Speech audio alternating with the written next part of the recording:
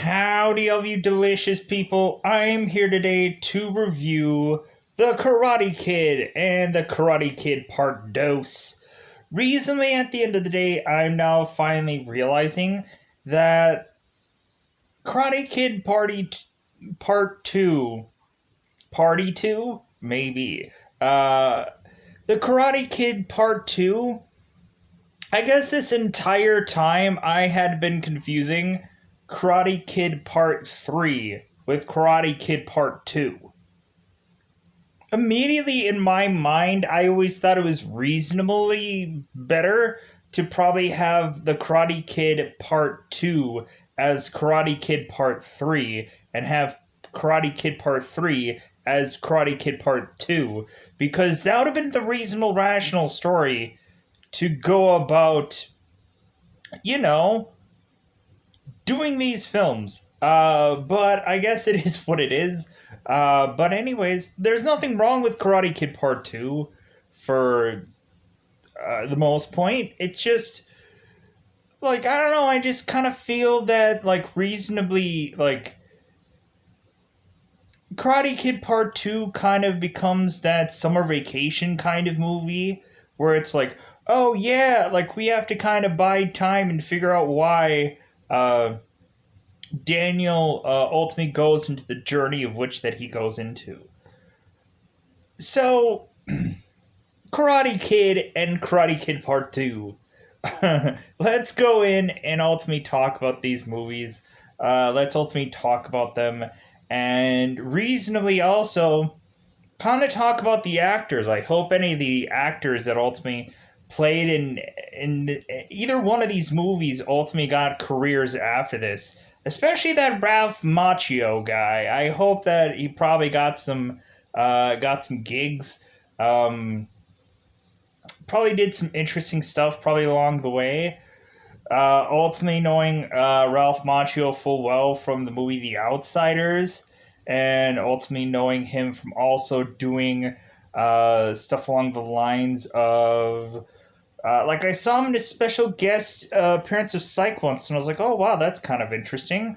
Ultimately know him also in My Cousin Vinny. Ultimately, I know him as, like, I assumed that he was also in the movie Beer League, but maybe I'm wrong about that.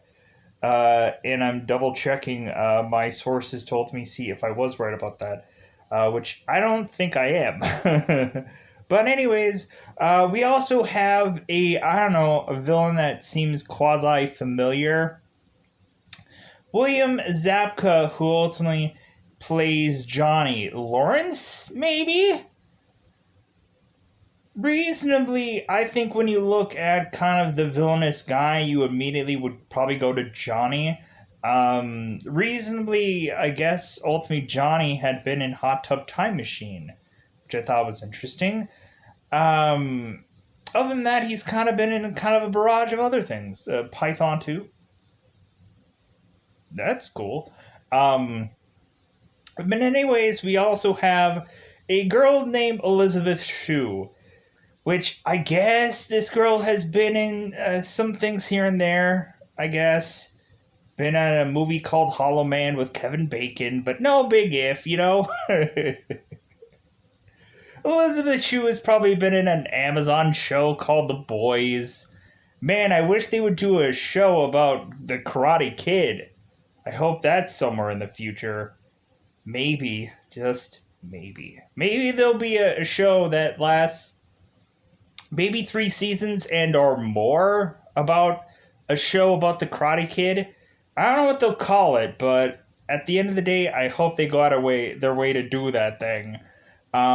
But yeah, we also have Martin Kove, who ultimately plays Kreese, who ultimately I have seen also in a Rambo movie and also really legitimately in really just this. So anyways, we also have Pat Morita, who plays Miyagi.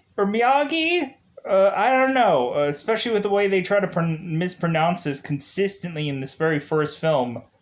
I guess it would have to be Miyagi, right?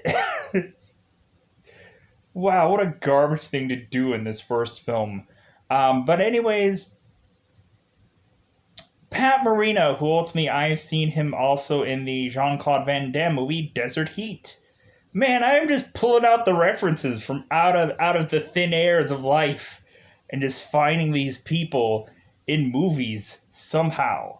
So let's go out of our way to talk about the karate of the kid. So, in a non spoiler variation of the Karate Kid, ultimately, if you've seen another show that could quite possibly be a Cobra or a Kai of sorts, reasonably you've kind of heard about this film at some point. And so, reasonably, when hearing about this film and the tournament of which it provides, really it's just a movie about bullies. Which, reasonably, there could be a 3-season show that should have also just been titled Cobra Kai Bullies. Because basically that's all it is. So going into this show, we have it to where, or going into this movie, we seem to have the Ralph Macchio, the Outsider, Daniel LaRusso, who ultimately has to defy the odds. Defy the odds by being consistently beat up by more than 5 men at some point. Wow, what a what a great movie this is. Yeah, the kid is consistently outnumbered, so of course he's gonna get his butt just repetitiously just waxed throughout a bulk of this movie until ultimately we have Miyagi that otherwise is just some random person that Daniel meets while moving on to greener pastures, and ultimately find out that this Miyagi character ultimately knows how to do the karate. Yeah. He knows how to kick serious badonkadonk, kicks serious tukus, kicks serious backsides. Just the whole backside, he just like pah with his leg. Seriously. So anyways, we have ultimately Miyagi, who's really the star of this movie. F. Daniel and F. Johnny Lawrence. No, Miyagi is the star of this movie. He sells this movie like it's going out of business. If he's not telling Daniel, hey, wax on, wax off, he's telling him sand the floor, he's telling him paint the fence, he's telling him to paint his house, he's telling him also, like, he's telling him all kinds of stuff. He's telling him some knowledge, but then he's also getting a little drunk, because that's what happens when you get to a time of point where ultimately you're remembering your past a little bit in this movie. While also getting a little tipsy. Miyagi. But anyways, going on to this film, we also have to seemingly have the traditional date film, where ultimately Daniel ends up begrudgingly going with some girl. I think her name is Allie. It may or may not be played by an Elizabeth Shue character that could go off to be a babysitter at some point. Or ultimately do a movie called Babysitter's Adventures, or whatever that movie was called, or Hollow Man, or whichever. Anyways, or Be With the Boys, whichever she ends up doing. Whoa! Oh no, I dropped my delicious phone. I'm just gonna pick that up right now. Oh, luckily it didn't crack very much. Good. Great. Anyways, the Karate Kid. The Karates of Kid. As I'm trying to figure out where I'm going to transition here. So, this movie, as well as movies, is kind of really just about bullies. That's the whole theme. And it kind of gets to the fact where it's kind of like every single time, it usually always has to be some kind of quasi-numbers game. That ultimately, Daniel and or Miyagi seem to be outnumbered. And so ultimately they end up having to fight their way through these people. ultimately with a little at some point, but we'll get there. We'll get there. So going on into this, I thought that this movie was a very simple film when breaking it down. When really watching it again, I'm like, man, this movie is a like all these Karate Kid movies are the most simplest movies that I think I've ever seen in my life.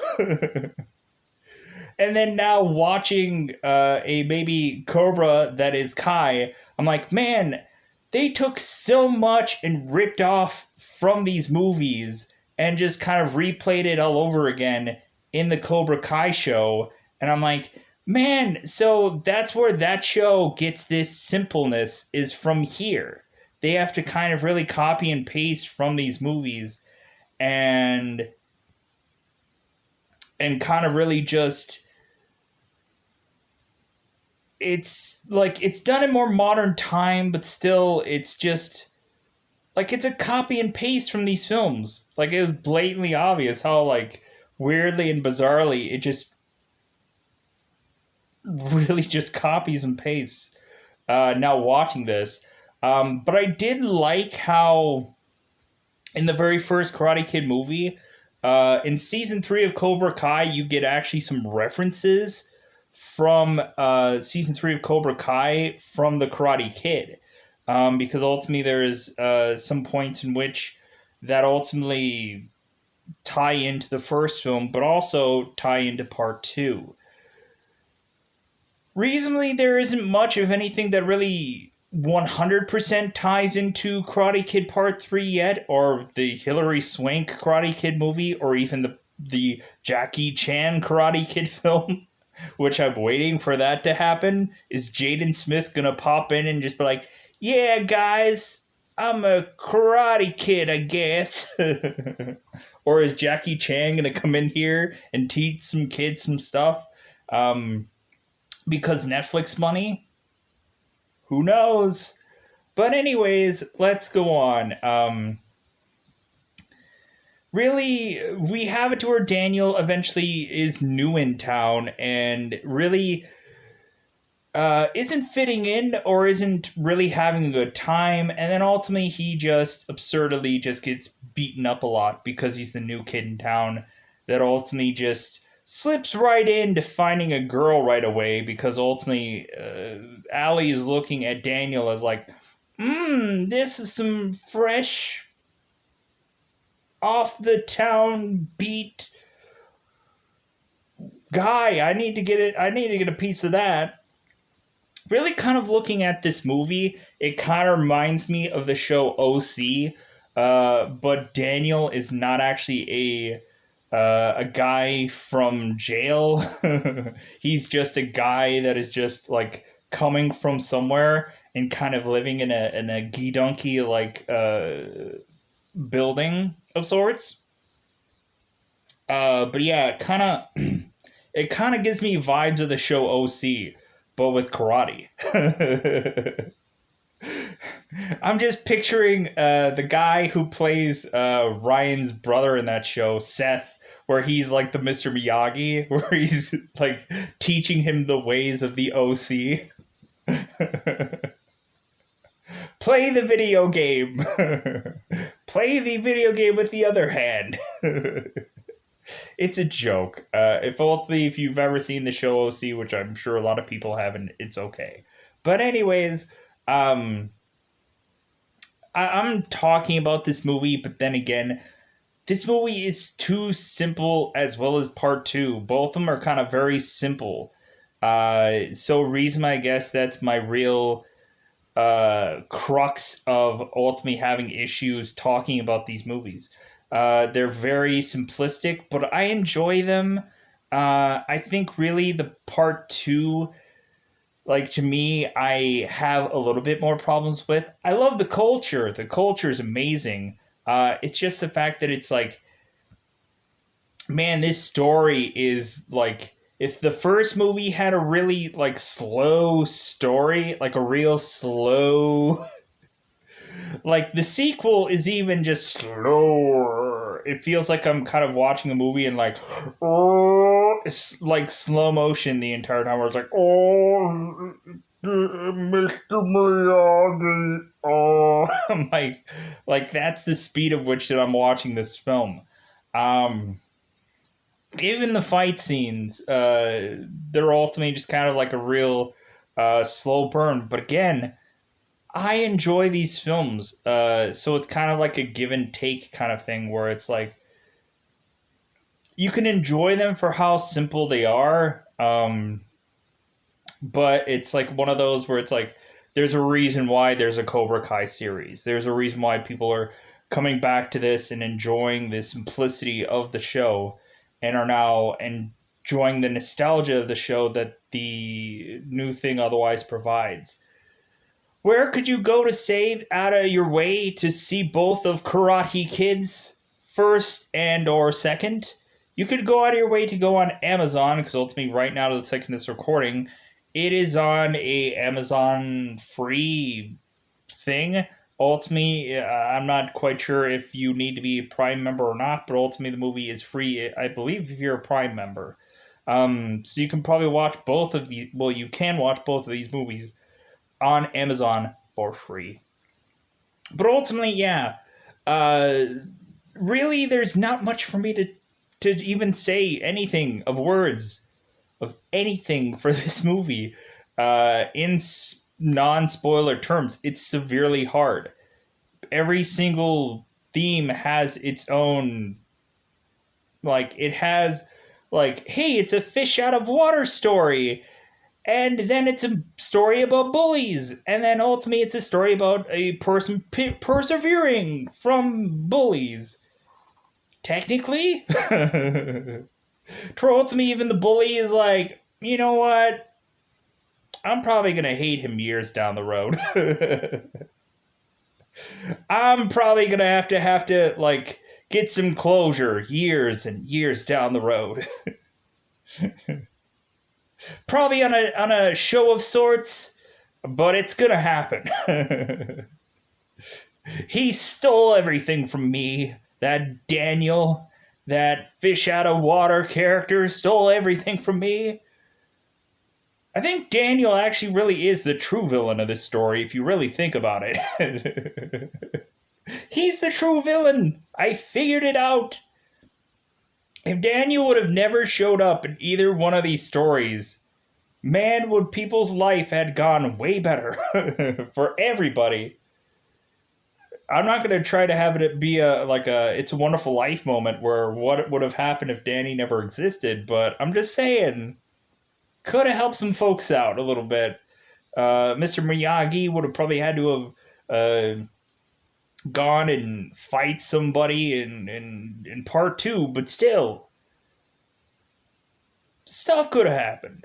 Anyways, let's just go into spoilers about the Karate Kid. Let's dust off that double five to otherwise talk about this movie, because it's been out for decades upon years upon, hey, there's a Cobra Kai show, and it talks about a movie called The Karate Kid that I need to know about. There's movies called The Karate Kid. I need to check this out, because I need to get to see somebody getting kicked in the face. Plenty of times. Numerous times. I wish that they could have punched people more, but no. Just start kicking. Crane your way through this movie. So let's go out of our way to crane our way into saying spoiler time, spoiler time. It's about that time again to look at this movie and just be like,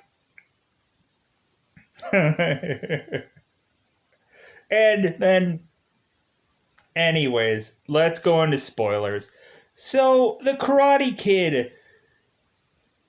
Yeah, it's a fish out of water story. You have it where this kid ultimately is going from one state to another, and ultimately we have it to where Ralph Macchio's character, Daniel Russo, is ultimately just going like, I don't want to go to this new state. I'm going to hate it here. And of course you are. You get a beautiful woman just thrown in your lap, and you're just like, I hate it here. Snort of derision. Uh, yeah, Daniel gets a beautiful woman thrown in his lap, and he's just like, I hate it here. I hate getting beat up. Well, you know what? You gotta take the good with the bad. If you get in the loving arms with Allie, and you're griping consistently that you're getting beaten up, but what about that super solid relationship though? Isn't there a yin to that yang that you're not seeing there, buddy?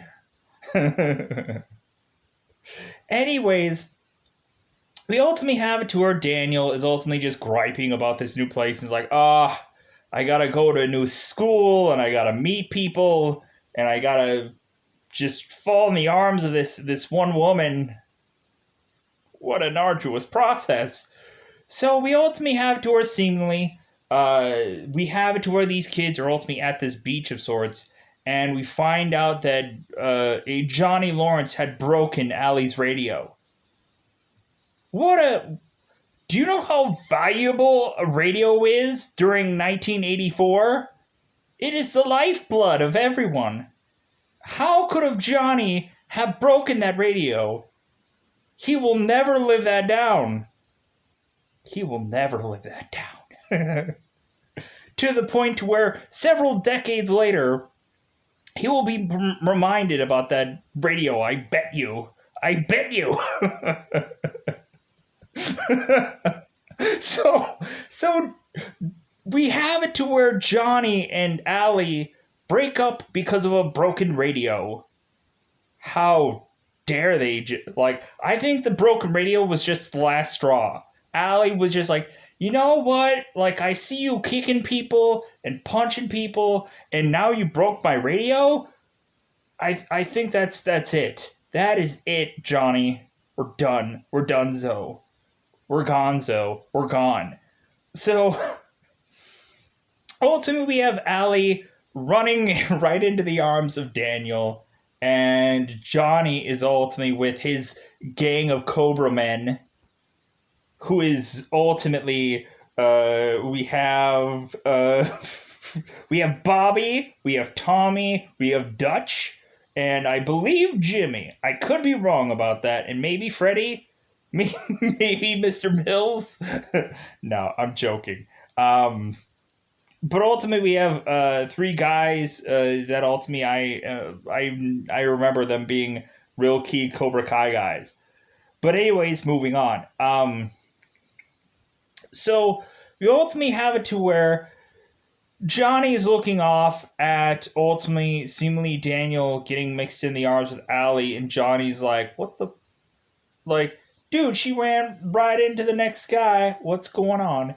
To ultimately lead to where we have Daniel that is talking to Allie in the soccer field. Man, did they just take... Why does all this look so familiar? So we have it to where in a soccer field, we have Allie and... Good God, I just watched Cobra Kai Season 3, and now I'm watching this movie, I'm like... Man, just the overall, just I'm having like deja vu, like flashes splashing me in the face, like every time I'm talking about something. So you ultimately have Daniel and we have Allie, and ultimately it seems like they are practicing soccer. It seems like Daniel has sweatpants on, and I'm like, yeah, you and Daniel and your soccer just abilities. Daniel's the real true villain of the story, believe me. Maybe there's something right about Johnny LaRusso. Maybe there's something right, or Johnny LaRusso? Johnny Lawrence, what am I talking about?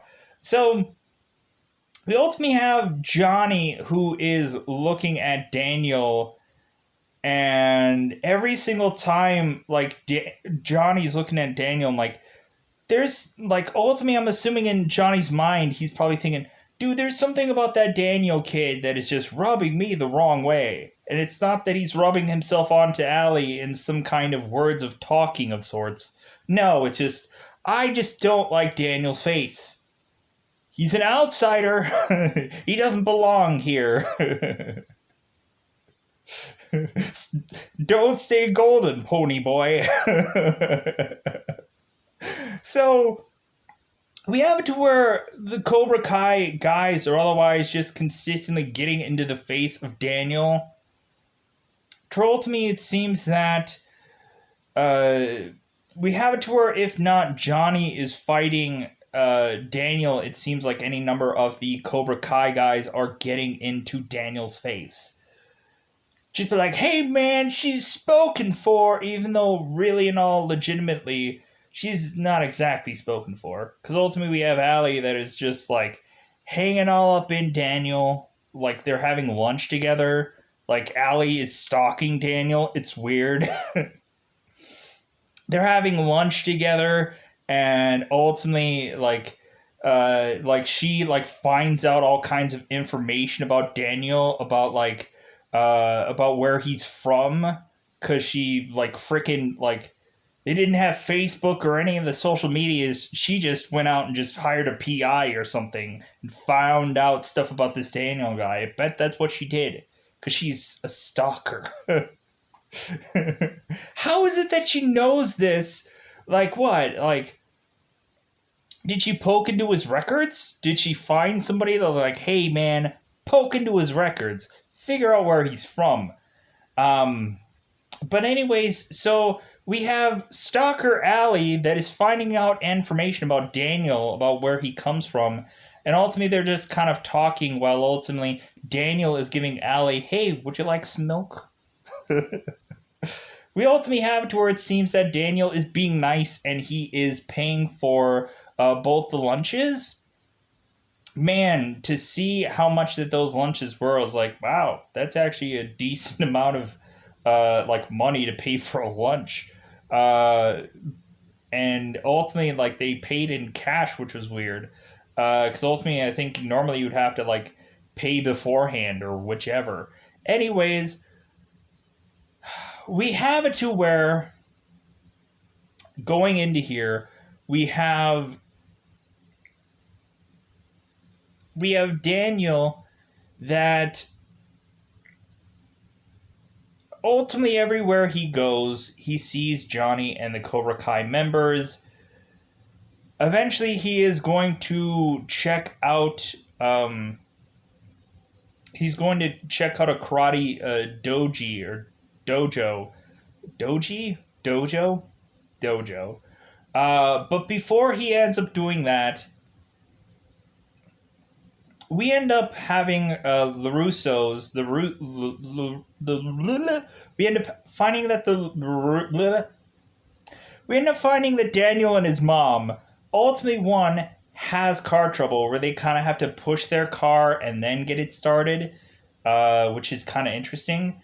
And because that happens quite a bit, twice in this movie. And we eventually kind of have it to where ultimately when they end up in this this apartment that they end up where eventually Daniel's mom like gets some management position. Good for her. Thumbs up. Hopefully that worked out for her.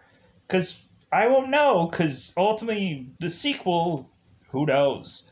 But anyways, we ultimately have Daniel who is going through his apartment, his new living arrangement, and we find that the sink is evidently broken. So we have to where it seems that Daniel has to find the guy, the fix-it guy, and that fix-it guy ends up being Mr. Miyagi, the coolest man of this movie.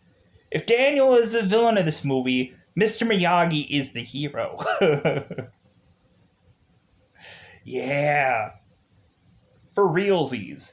So, we have it to where ultimately Daniel villain, Miyagi hero.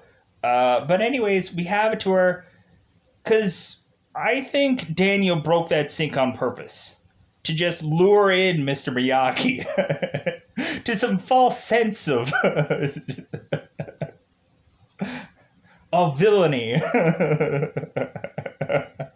I am playing way too far into this, but I'm having fun in this review, and that's all that matters.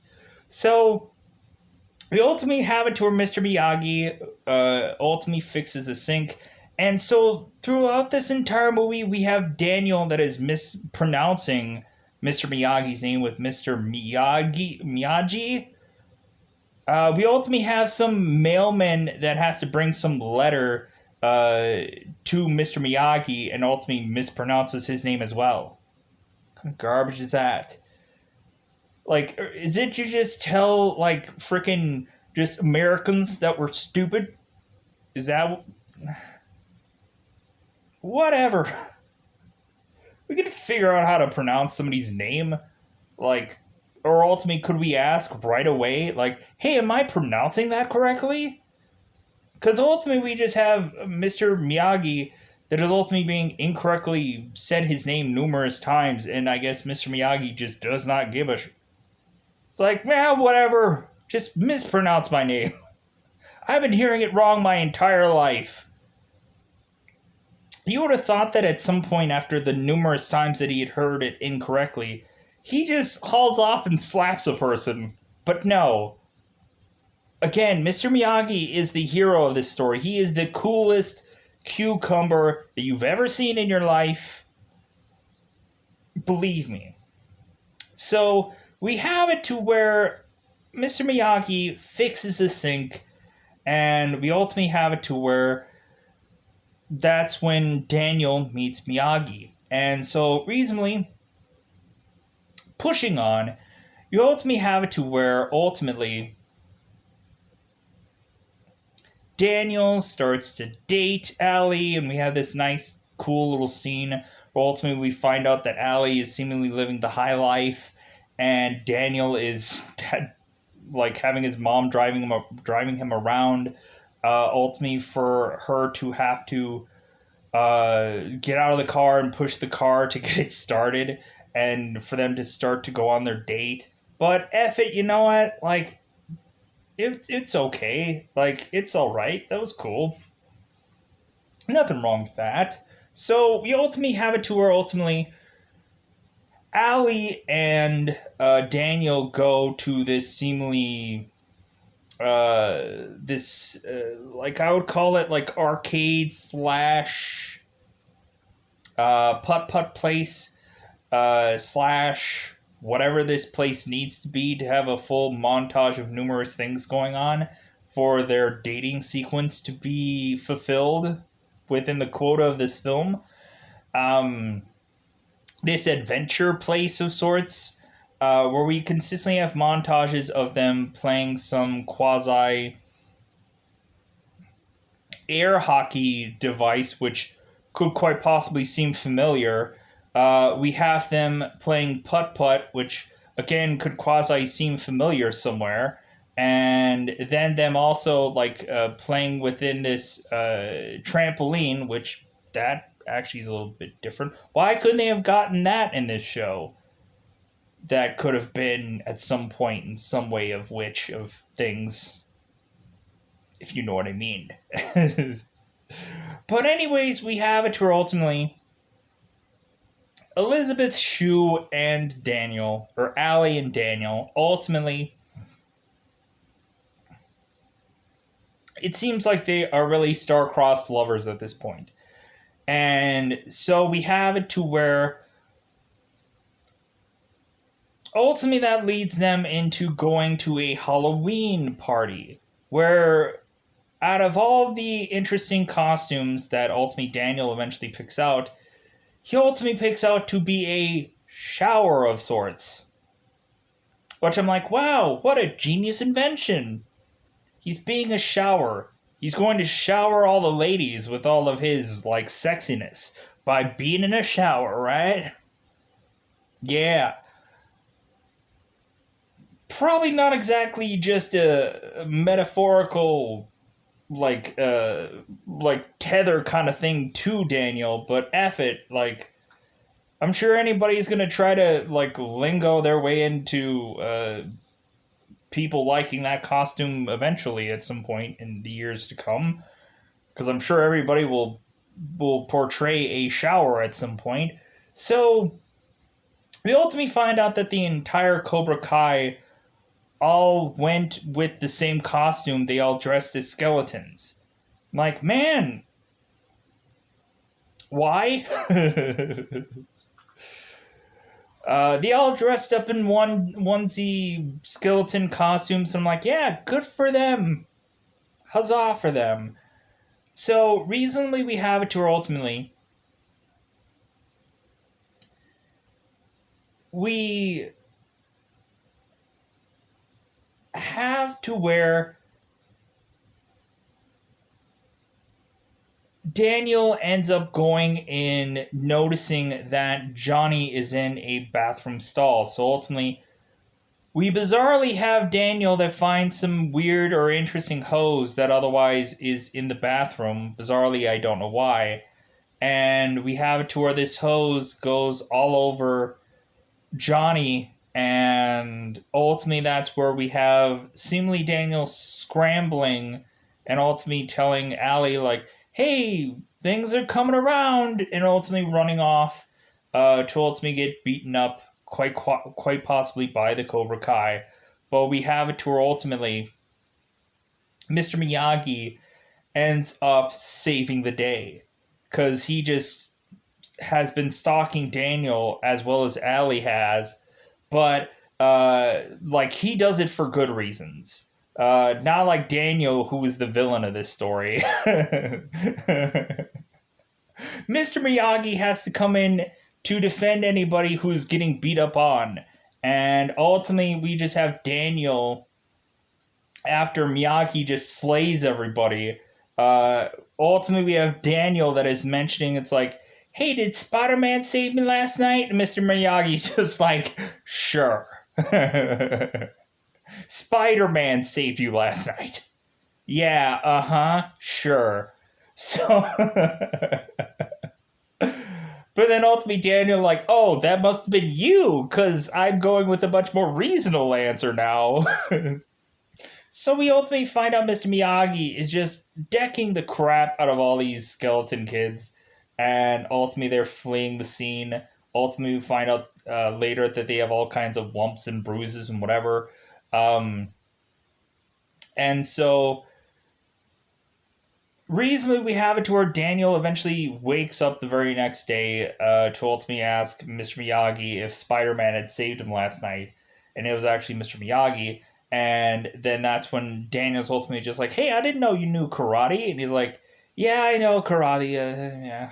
It's like, but ultimately, like Daniel's hoping it's like, "Oh, well, I hope you can teach me." But Mr. Miyagi's like, nah, no.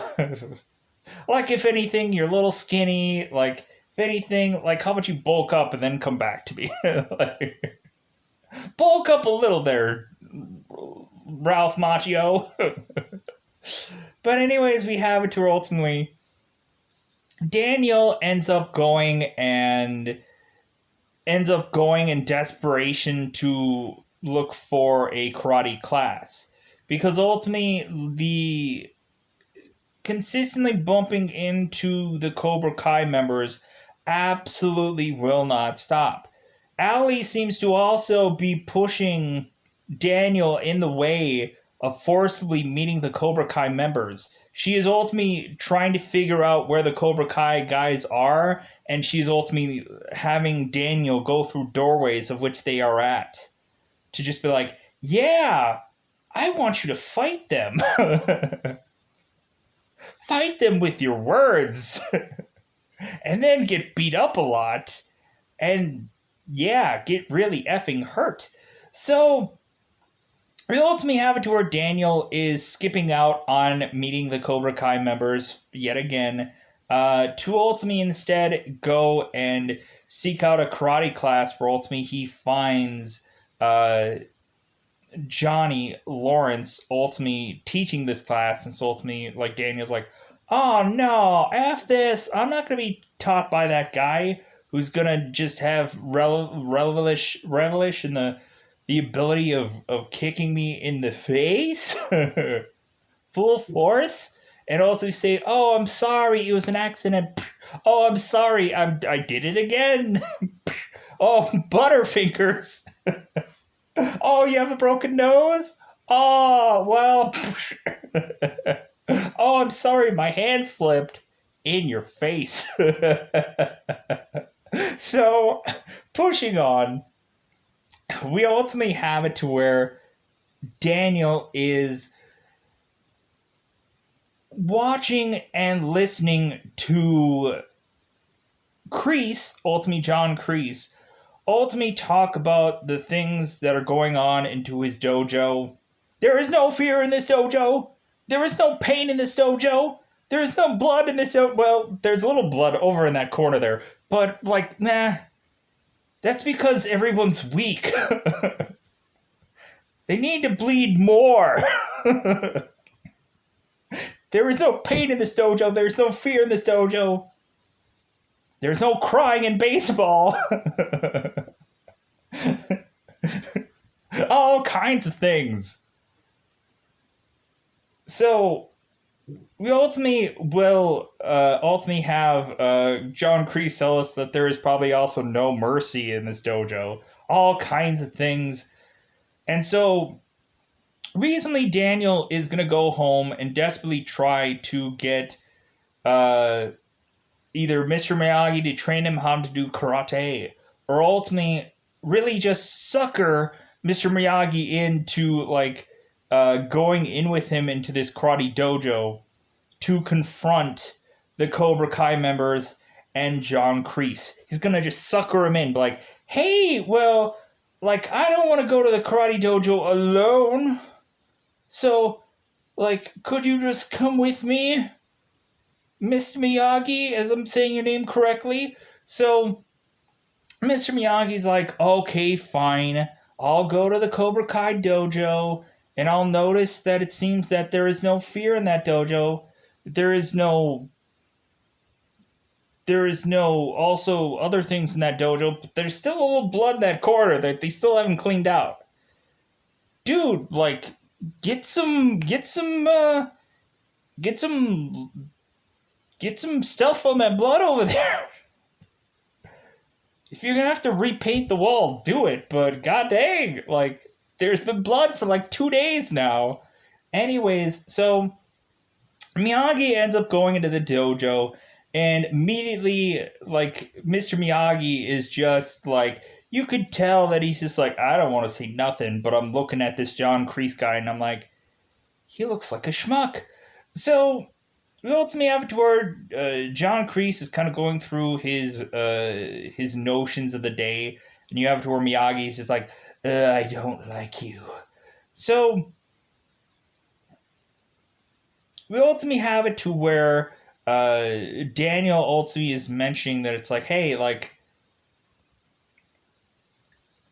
I don't like your face. Like Daniel's ultimately just like yeah, I don't like what you're doing here, and ultimately we have Miss Miyagi that's kind of saying the same thing, and ultimately, like John is ultimately like going like, well, like if you don't like it, it's like, well, like come on, like we'll give you a private lesson. Ultimately, we'll see what you like or don't like, so on and so forth. It's like, hey, like, freaking, like, if you don't like what we do here, then we'll just beat the shit out of you. So, we have it where ultimately, Mr. Miyagi is like, well, hey, like, we want your students to stop beating up on Daniel. So, here's what we'll do. We'll give him, we'll give him 2 months to the date of this poster to ultimately train to take all of your people out. But while that is going on, none of the Cobra Kai members can jump Daniel. Is that copacetic with you, Mr. Kreese? And Kreese is like, well, yeah, that's great. But ultimately, if you duck out on us, or whatever, what have you, like, I'm coming for Daniel, and I'm coming for you, Mr. Miyagi. Well, and he ultimately calls him some name of sorts, whatever. So we ultimately have it to where Mr. Miyagi is ultimately basically telling Daniel that it's like, well, hey, like, I just saved you 2 months of not getting beat up. Like, again, I am the da-da-da-da hero, and you're still the villain, Daniel. So ultimately, like, you suckered me into having to come there knowing full well that I was going to do the morally right choice. And now I'm going to have to forcibly train you. But I'm not going to train you in the conventional way. I'm just going to make you do my chores. I'm going to make you wax my cars. I'm going to make you paint my fence.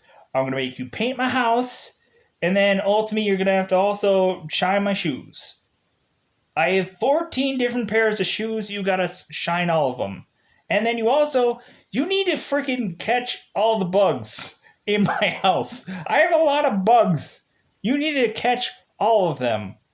But not in a conventional way with any kind of bug begone or any of that.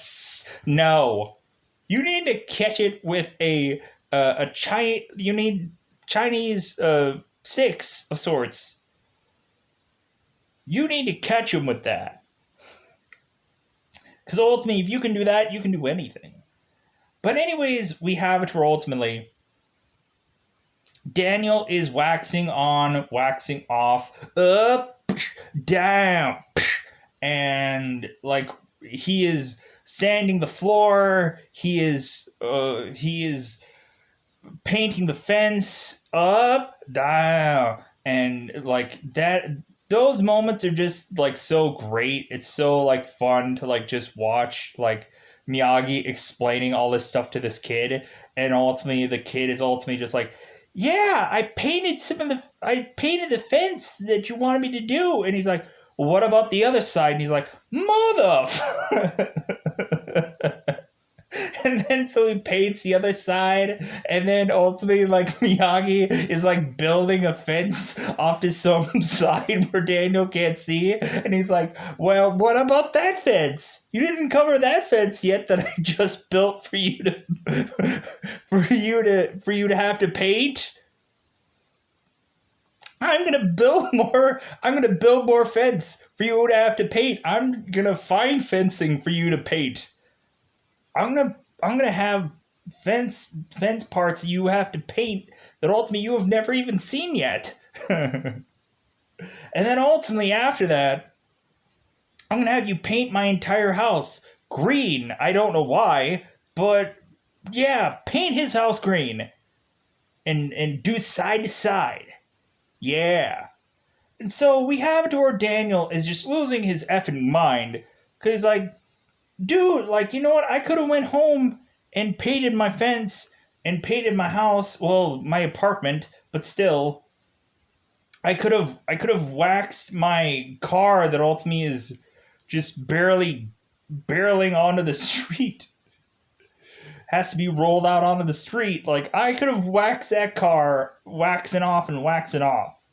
So we finally have it to where, like, all painted up, Daniel is just like, mother effer, my shoulder hurts. I've been doing this for numerous days now, getting muscular, and it's great. But you know what? Like, I'm still gonna be the villain in this story, so ultimately I have to confront Mr. Miyagi and just be like, dude, this is enough. I want to learn karate. I want to learn the karate. When am I gonna do that? And ultimately, like, Miyagi's like, you know what? Like, you wuss, like, I'm just gonna rub my hands together and just fix your shoulder bizarrely. Because I have magical hands. But really, it's just touching your arm, and it's a placebo effect. Your shoulder just magically feels better from this placebo effect. So we have it to where Daniel, ultimately, his shoulder feels a little bit better from the magic of Mr. Miyagi's hands. And so ultimately, Mr. Miyagi's now, like, ultimately telling Daniel, like, show me wax on, wax off. And he's going like, it's like, and Miyagi's like, no, do it right. So we have to where, like, Daniel is doing all these things that he learned, but he's bizarrely wanting to get onto the floor and do it. And Miyagi's like, no! Stand up, you schmuck. So we ultimately have it to where we have to where Miyagi is shouting out all these things, sand the floor, side to side, paint the fence, buff my shoes, so on and so forth. And we ultimately find out that Daniel had learned karate from all of this stuff. He's ultimately learning how to like block every move with every part of his hands and his and ultimately we have it to where the defensive moves are the most first thing that Daniel needs to learn, evidently. To where reasonably, I guess after that, it's just kind of like, okay, well, right after that, all that he needs to learn is how to balance himself. Told me he seems to be going on a watery journey to go on a boat where ultimately he has to do all of the movements that he's already done, but then incorporate that on balancing on a boat where ultimately he falls off the boat and falls in the water. Ultimately, we get it to where also Daniel has to be forcibly going onto a beach where tidal waves are consistently hitting him, but he ultimately has to learn balance. While Daniel is struggling to do that, he is noticing that also Mr. Miyagi is seemingly doing some balance maneuver on this thing of log of sorts. Or ultimately, it seems like he's doing the crane technique. So Daniel's like, hey, am I going to ever learn how you do that? And ultimately, he's like, well, that's very complicated. If anything, like, you'll learn that eventually. Like, all you need to really learn now to do is really balance, and then everything else comes simple after that. So reasonably, eventually after that, we get into the hitting and the kicking and stuff like that. We gotta get the breaking down of those kinds and what have you. But reasonably, it's all simple. Just sand the floor, wax on, wax off, and you know what? Just eventually learn that crane technique. So we have it to where we have to push on because ultimately I've already been talking for an hour about this movie. So reasonably, we have it to where we're pushing on to the tournament. Of course, we have it to where seemingly Daniel is, of course, kind of doing really well, but most of the time we are showcasing most of the Cobra Kai members getting through most of their tournaments. And so, reasonably, we have it to where kind of Daniel has to kind of he has to kind of make up his way to get through this tournament, like kind of mentioning that he's like a black belt, which honestly he isn't. Ultimately, we have Miyagi that is ultimately mentioning it's like, well, belts don't really matter. Ultimately, the only belt that I have is a J.C. Penney's belt that's $3.98, $3.98. Um, you ultimately have it to where Daniel eventually gets karate gear that was ultimately meant for Miyagi, but ultimately Miyagi gives his gear to Daniel. So we ultimately have it to where Daniel goes in the tournament and ultimately is doing really well. Again, just like everyone else is. Evidently, it's just down to a point system. Ultimately, you have to like kick somebody in the face, the head, or whatever. Kind of everything above the belt counts. So ultimately, it's just a point system. So reasonably, of course, we have it to where Daniel's doing really well and Johnny's doing really well, but every once in a while they're talking about some other people. But so eventually we lead to Daniel fighting out against some of these other cats, some of these other characters. We ultimately have it to where breaking it down really for Bobby to go out there and he ultimately has to take Daniel out, get disqualified, but yeah, still take him out. To ultimately Daniel ends up hurting his leg, and then ultimately we have it to where Mr. Miyagi has to heal with the magic power of clapping um, Daniel's leg, but ultimately he's still limping the entire time. So I guess that magic wasn't good enough this time around, now was it? But anyways, we have it to where ultimately Daniel is limping his way to ultimately make his way to Johnny, because of course that's a real true key thing here. So we ultimately have it to where Daniel is limping his way to Johnny, because ultimately he's like, dude, I can't quit. So ultimately I gotta beat Johnny, because ultimately if I don't beat him, then ultimately I'll never hear the end of it. They'll come after me. If anything, if I beat them with one leg, they'll finally respect me. So we have it ultimately in this fight where just Johnny is just like coming at like Johnny's coming at Daniel like he owes him money. Like repetitiously, just like he is just like he's just a mad dog just like after him. And Daniel is just like one footing his way to just try to beat Johnny or just try to come up with some kind of little thing. And then when Johnny ends up getting a little blood in his nose, because ultimately, when you're with Cobra Kai, evidently you get blood somewhere. But Johnny ends up getting blood in his nose, and we ultimately have Kreese whisper in his ear, "Sweep the leg. Sweep the delicious leg." And Johnny's like, dude, I can beat him. But Kreese is like you're gonna beat him anyways. Sweep the leg. Sweep all legs. Sweep his arm too. Sweep his head. Sweep everywhere. So grab a broom and just start sweeping. Just like and clean that blood. Clean that blood that was in the dojo. Clean the blood. So Johnny goes out there. Johnny goes out there and sweeps the leg.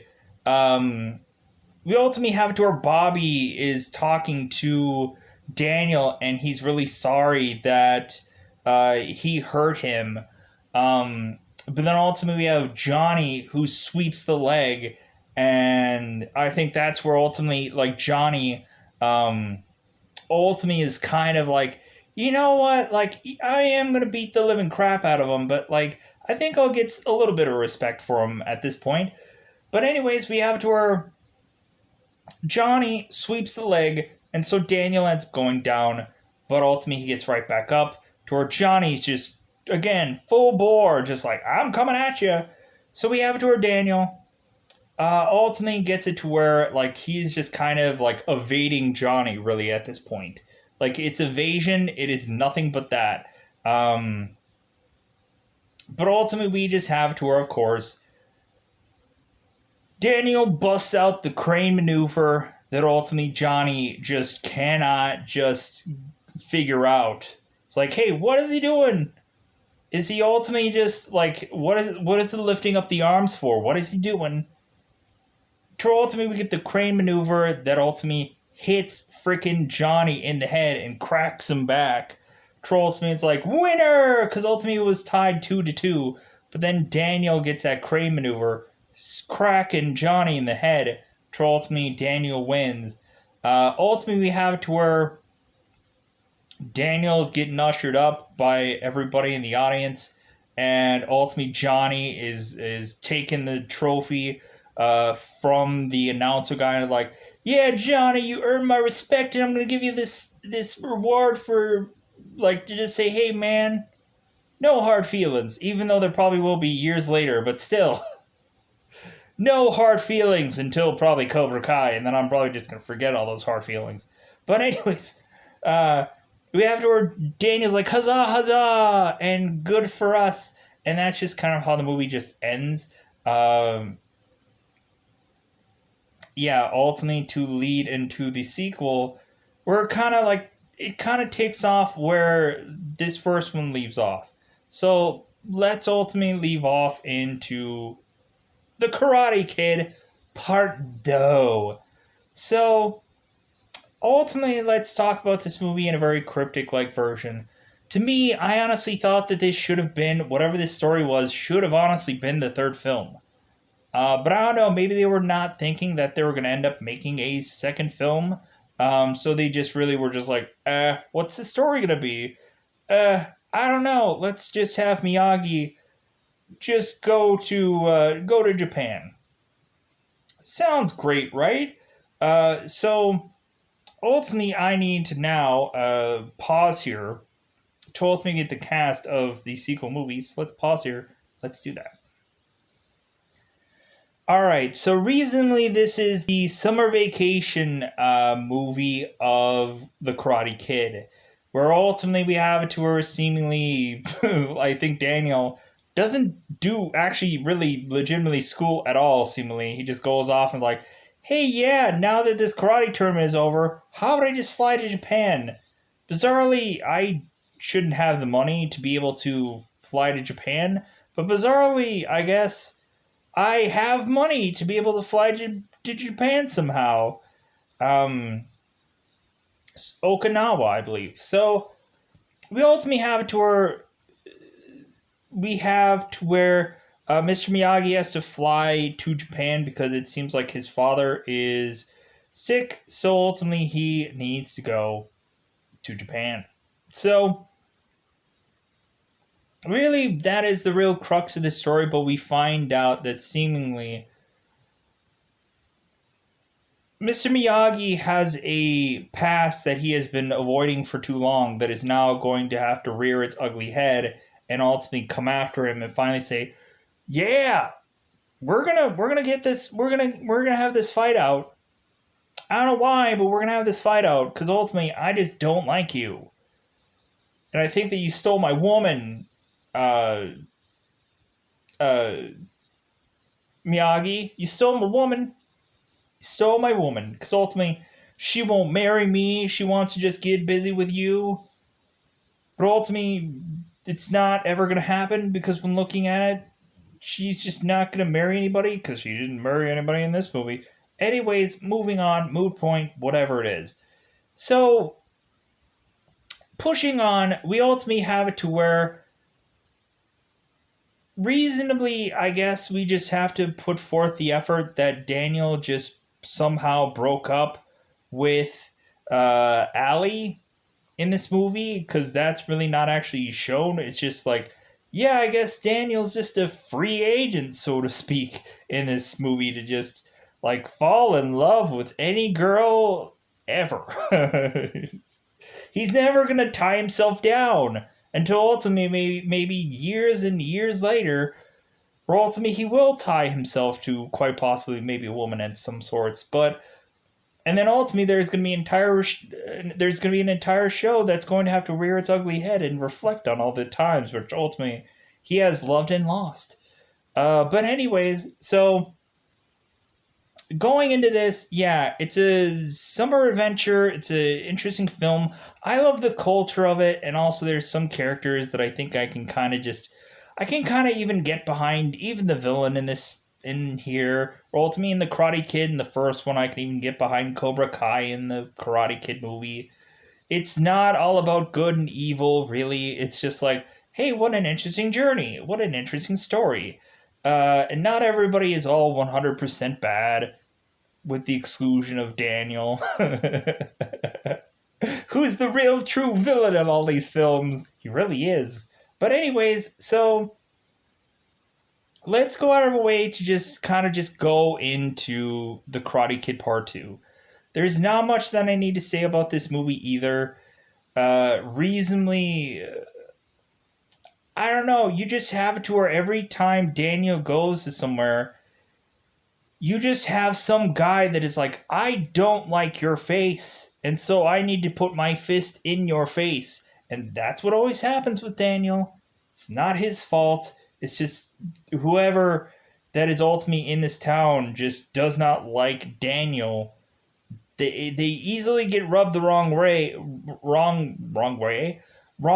by Daniel because I honestly think, again, Daniel is the villain of this story.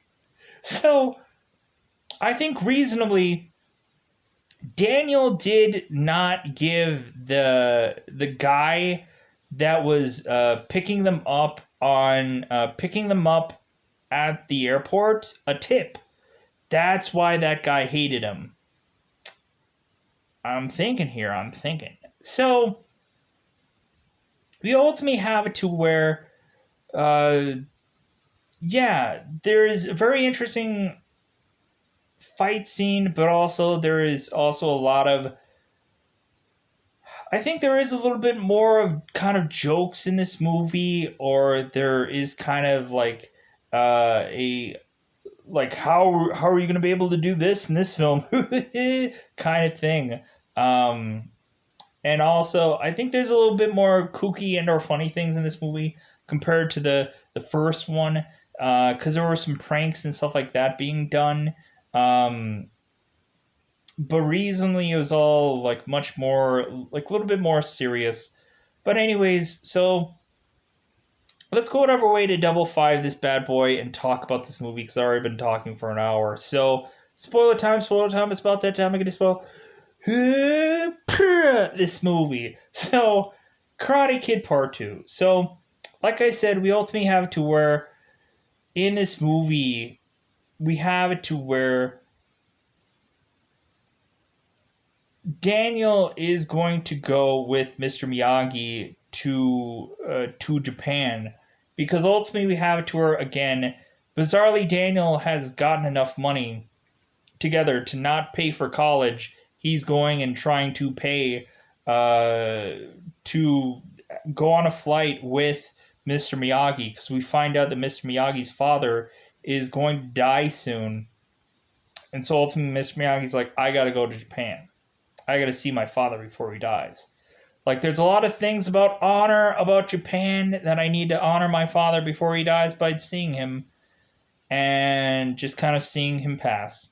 So, Daniel ultimately goes and tries to kind of like sneak a flight with Mr. Miyagi, and ultimately, Mr. Miyagi is just kind of like, hey, how about you go to college and like instead of like pay for a flight to come with me? But Daniel's adamantly like, no, I have to go with you. Cause sequel. And then Mr. Miyagi's like, sequel. Okay, come on. So we ultimately have it to where like Daniel has to whisper sweet nothings to Mr. Miyagi saying, yeah, sequel. And Mr. Miyagi's like, sequel. So we have it to where now we have Daniel that is Daniel and Mr. Miyagi that is getting picked up by a character called Chozen, which might seem familiar, and eventually a season of a karate show. I don't know what it'll be called, but maybe there's going to be a Kai of sorts into it. But anyways, we have maybe he might be in there, maybe he won't. Maybe he's not going to be in there at all. Maybe nothing of this movie is going to be anywhere in any of these things, but it might seem familiar at some point. Mood point. Anyways, we ultimately have Chozen, who's ultimately going to be the villain in this movie, ultimately coming in to just greet Mr. Miyagi and Daniel. And again, Daniel's not going to give this guy a tip. He's going to stiff him on a tip. Ultimately, we have it to our Chozen is ultimately having a sign that says, Miyagi, Miyagi, we're here for you. So ultimately, we have it to our. We have Chozen who is driving Mr. Miyagi and Daniel into town. And again, Daniel didn't tip him. And so, recently, we have it to where Daniel is trying to understand the culture because, again, he is an outsider. He is a fish out of water. And so, recently we have Miyagi kind of spelling some things out for him, and ultimately we have it to where the Chozen guy is kind of giving Daniel crap because, again, he's an outsider. So, we ultimately have it to where Mr. Miyagi tells Chozen that ultimately Daniel is his student, and I think that also Chosen is kind of getting rubbed the wrong way by that because ultimately there's some honor, and of course, like I think Mr. Miyagi can't just go and just teach anybody karate. But anyways, we have it to where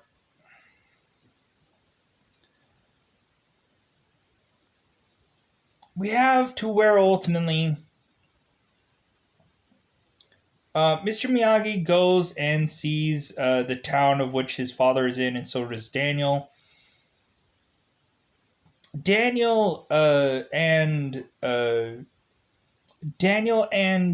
Miyagi kind of reflect on Pearl Harbor, World War II, and ultimately like bombs being dropped on Hiroshima and Nagasaki, and all this and that, and um,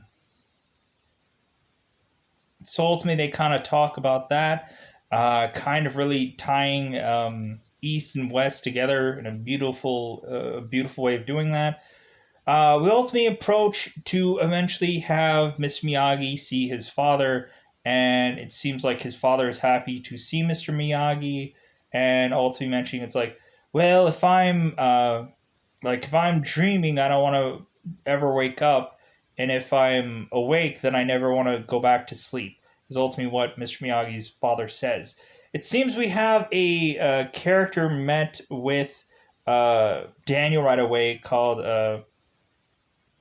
Kumiko, that ultimately she is going to seemingly be Daniel's guide. For ultimately, if Mr. Miyagi is doing something, we have Makiko that ultimately is going to uh, kind of hang out with Daniel and ultimately like do some kind of fun things at some point, maybe even show him how to dance. But then eventually it seems that Daniel will show Kamiko how to dance as well in a, I believe, 50s kind of style or a swing style. Because ultimately Daniel had been bizarrely a person that had been hidden away for years just to learn swing dance of sorts um, by his mother. Anyways, so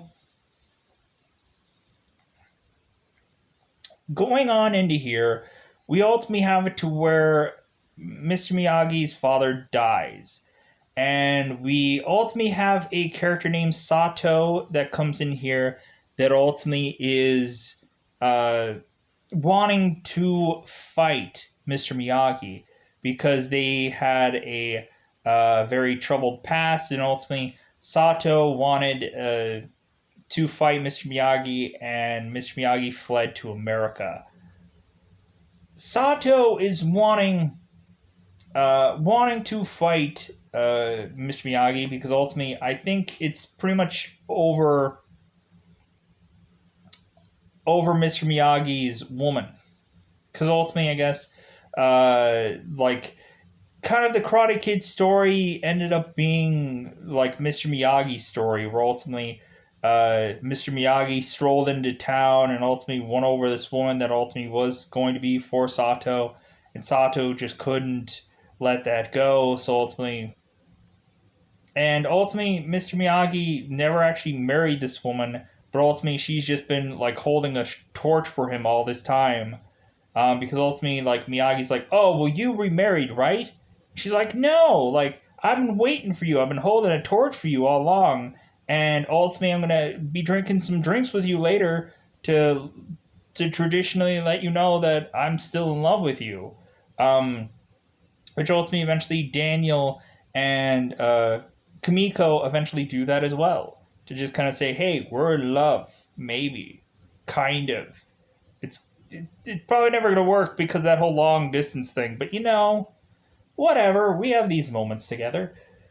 And ultimately, it seems that Daniel is trying to get Kamiko like, hey, how about you go to the states? You can learn to dance and everything like that. Like, if anything, like Kamiko wants to eventually be a ballerina or be anything, and so like Daniel's like, well, hey, how about you come to the states, learn to dance, go ahead, and Kamiko's like, I don't know. So, getting all that stuff out of the way, uh, we ultimately have to where Mr. Miyagi's father dies, and so Sato's like, well, I'm giving you 3 days to grieve, but then after that, me and you fight to the death, because ultimately I'm going to send you on to meet your father, meet your maker, in words. Basically saying that they're going to fight to the death, because that's the honorable thing in Japan, that ultimately when you fight to the death. So we ultimately have it to where these days pass, and ultimately you have Chosen with his gang that is ultimately just like they're consistently hound dogging Mr. Miyagi and Daniel, and just like ultimately we have it to where they're forcing them repetitiously to fight. Mr. Miyagi is ultimately just nowhere to be seen, or ultimately he's just kind of like, meh, like I'm not gonna fight these people. You're not gonna get what you want. So we ultimately have it to where reasonably,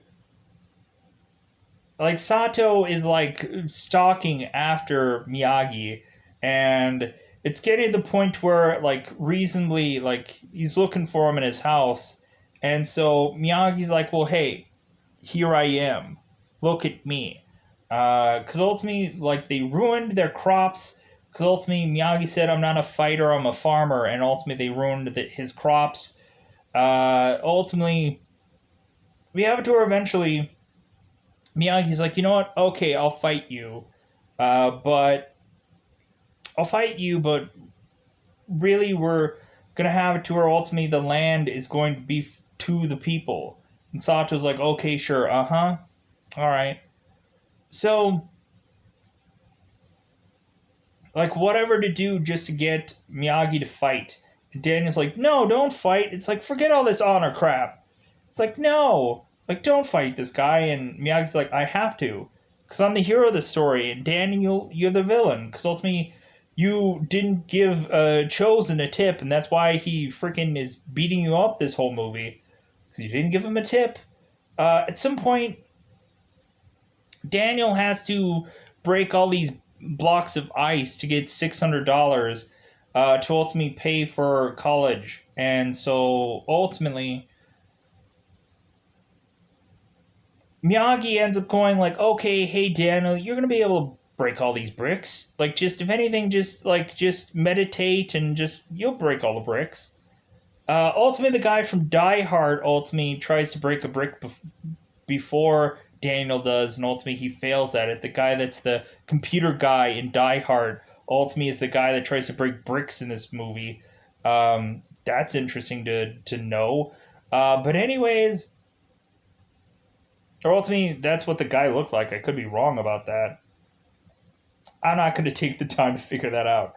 Anyways, we have it to where ultimately uh, Daniel eventually breaks all these bricks because ultimately the Chosen is doing some kind of bid where Daniel's not gonna break all the bricks, but eventually Daniel breaks all the bricks and gets the $600 because Sato's like, yeah, well I'm gonna like I will let this bid stand, but ultimately like I will pay because Sato is Chosen's uncle, and so eventually that's going to come to play in the story, really. So we have it to where Daniel gets the money, and Daniel's like, "Hey, what should we pay? What should we use the money on?" And Miyagi's like, "Your tuition, your college."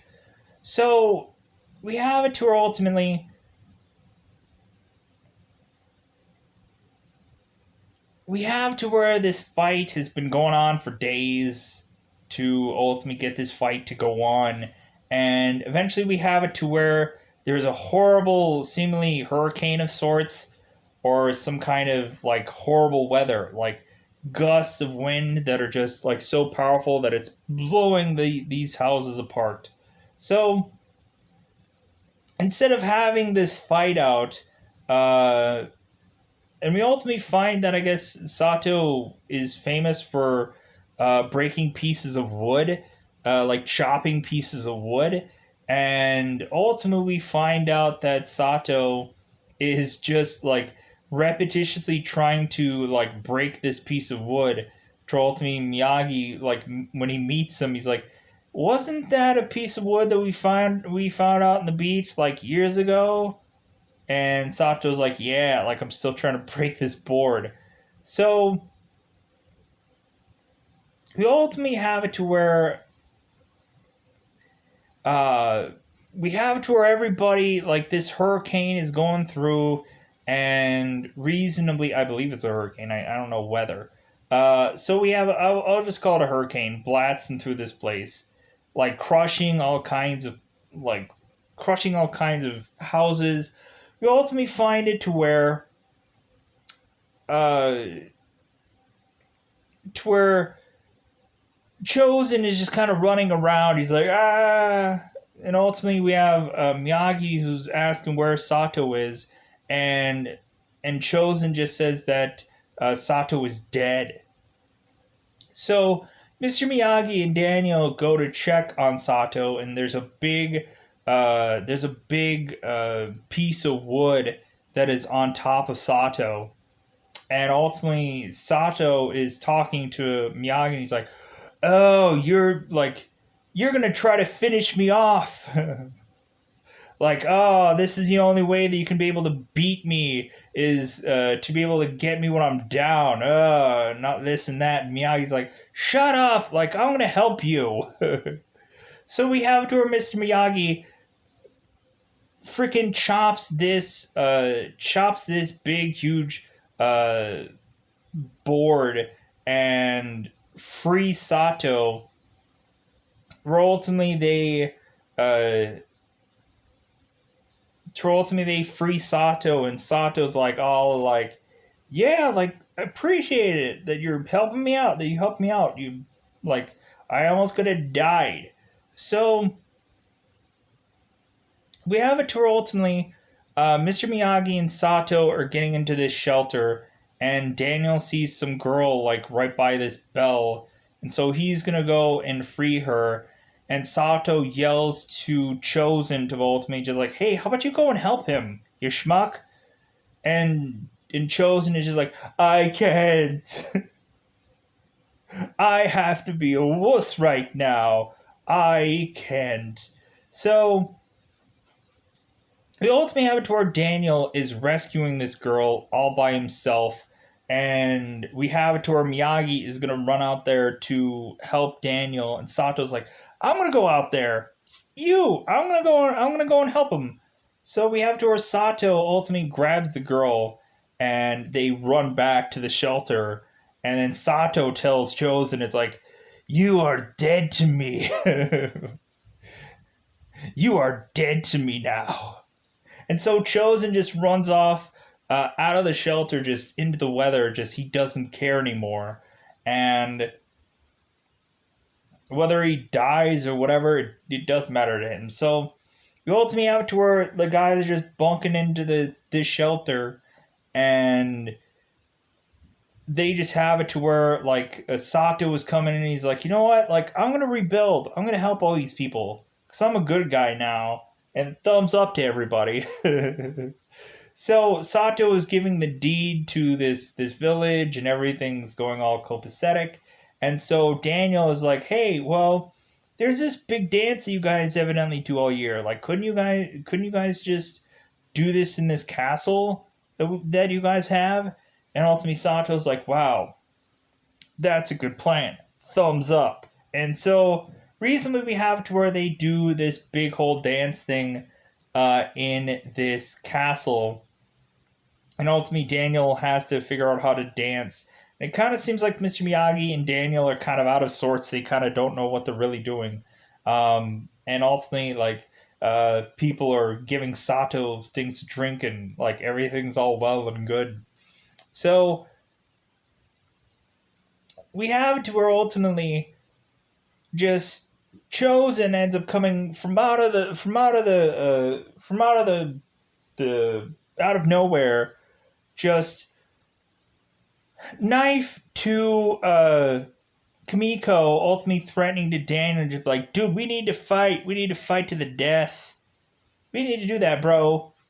So ultimately Daniel is like, "Well, guess I'm gonna have to. Like, ultimately, the woman that I had a drink with, ultimately that we are cementing our love. I'm gonna have to fight for her and fight to the death.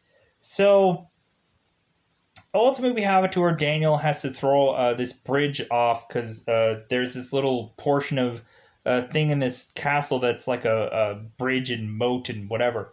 So we ultimately have it to where uh, Daniel is learning about, like, had to take an entire movie to learn about some drum like thing and ultimately learn how to do this maneuver that is going to help him fight Chosen. But it just kind of looks bizarre. Like the way that he's kind of like flinging his arms to hit Chosen just looks weird to me. But anyways, we have it to where like Daniel is on the ropes, but then eventually that's when Miyagi's like secret weapon, the little drum things, and everybody just starts busting out the little drum things, and nobody says a word, but everybody just starts doing the little drum things, and all of a sudden, like Chosen is just like they're rooting for you. I don't like this. But ultimately, Daniel is just like, well, I now have to have my they ultimately have to, like, it has to be like Popeye eating his spinach moment now, where all of a sudden Daniel is just gonna be like pah and just start like wailing on Chosen. So ultimately, Chosen falls down, and ultimately Daniel's like, live or die, man. And ultimately, we have to where Chosen says die, to where Daniel's like, wrong. And it's like, and it's like, to ultimately, that's when just the Chosen guy ends up just falling over.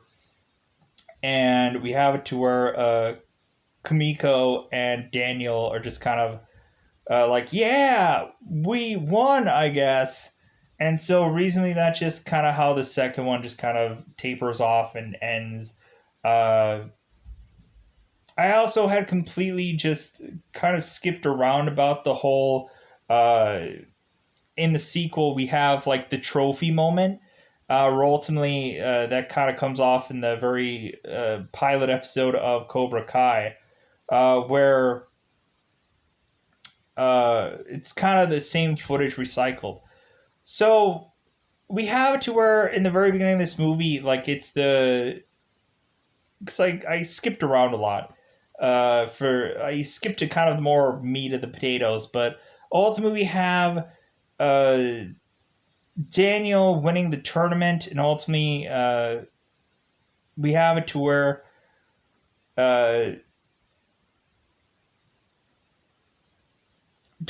we see Johnny ending up getting his second place trophy, which is like, yeah, second place. You tried, buddy. You tried.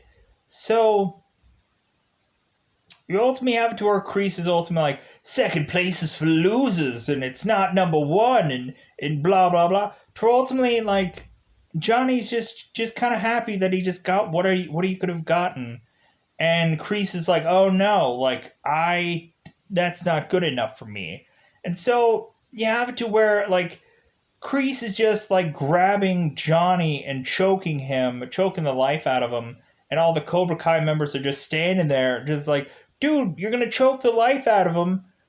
Like, dude, they all know karate. Like, here's the one time that they could have all ganged up on Kreese and just outnumbered him and out strong armed him, but they didn't. What wusses? I thought you were told, like, there is no fear in this dojo, there is no pain in this dojo. Take those lessons and try to help your buddy out when he's choking the life out of, when he's getting deathed, when he's getting the choked, when he's getting the killed almost.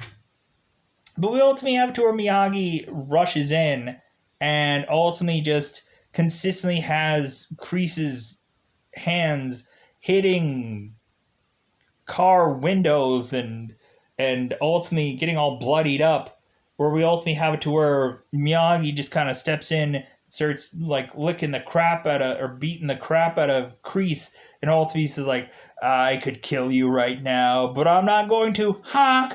And so that's what starts off this whole honking movement of the honking of the noses. Um, and then so we really just have eventually uh, where people just go eventually their separate ways, where Kreese kind of feels like the defeated villain and ultimately they have to move on to their next adventure. And so that's all I have to go out of my way to say about kind of closing it up on this movie or on this review. So I'm going to get out of here. Bye, everybody. Bye, everybody.